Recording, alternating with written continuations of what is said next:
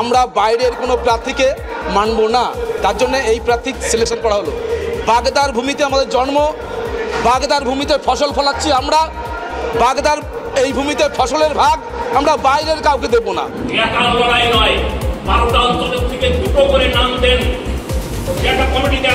আমরা বারবার বলেছিলাম আমরা কোনো বহিরাগত প্রার্থীকে বাগদায় মেনে নেব না। এই নিয়ে আমরা বহুবার বহু রকম আন্দোলন করেছি, গতকাল করে আপনাদের চ্যানেলেও দেখিয়েছেন। আমরা বহুভাবে আন্দোলন করেছি, আমরা রাজ্যকে জানিয়েছি, আমরা জেলাকে জানিয়েছি, কোনো সফল এখনও পাইনি।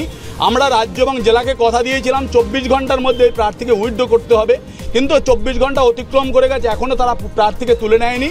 তাই আজকের আমরা বাগদার প্রায় প্রতিটি ব্লক থেকে, প্রতিটি গ্রাম থেকে, অর্থাৎ প্রতিটি অঞ্চল থেকে এখানে লোক সমবেত হয়েছে। তারা বিজেপি কর্মীরা সমর্থিত হয়েছে এবং তারা কার্যকর্তারা এখানে যোগদান করেছে। তারা সবাই মিলে আজকের প্রার্থী আমরা ঠিক করতে বাধ্য হলাম।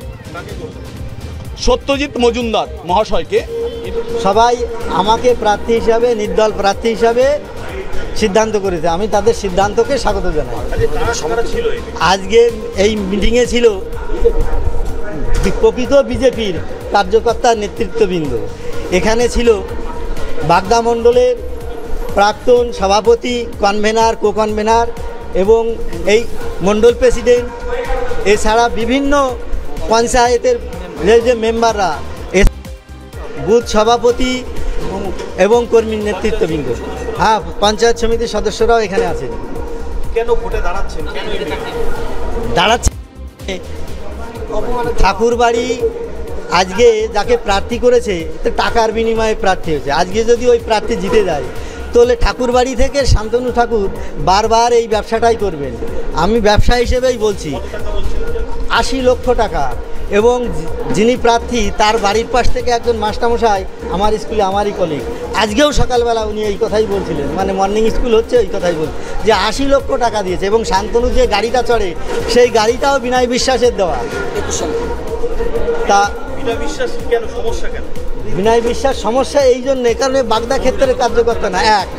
আর দ্বিতীয় কথা হচ্ছে আমাদের নেতৃত্ব কর্মীবৃন্দ যদি কোনো সমস্যা হয় তো ও তো এসে পাশে দাঁড়াবে না, আমাদেরকেই দাঁড়াতে হবে, আমাদেরকেই দাঁড়াতে হবে।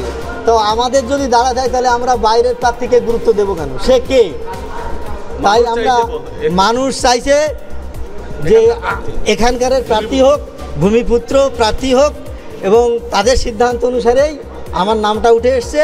দেখুন, বিজেপির প্রার্থী হলো বিনয় বিশ্বাস। বিজেপির সিম্বল পদ্মফুল। এর বাইরে কেউ যদি বিজেপির পতাকা নিয়ে কেউ কিছু করে থাকে আমাদের খবর নিয়ে দেখতে হবে, আমরা দেখব, তারপরে যা সিদ্ধান্ত নিয়ে আপনাদেরকে জানাবো। বাগদায় বিজেপি কর্মী, যারা বিক্ষুব্ধ বিজেপি কর্মী ছিল, তারা বলেছিল যে আমরা 24 ঘন্টার মধ্যে প্রার্থী বদল না হলে আমরা প্রার্থী দেব নির্দল। তো সেই প্রার্থী দিয়েছে, কি বলবেন? যারা ভারতীয় জনতা পার্টির একনিষ্ঠ কর্মী তারা সকলেই দলের সাথে আছে, কারণ ভারতীয় জনতা পার্টির প্রত্যেকটা কর্মী জানে দল যে সিদ্ধান্ত নেবে সেই সিদ্ধান্তই ফাইনাল।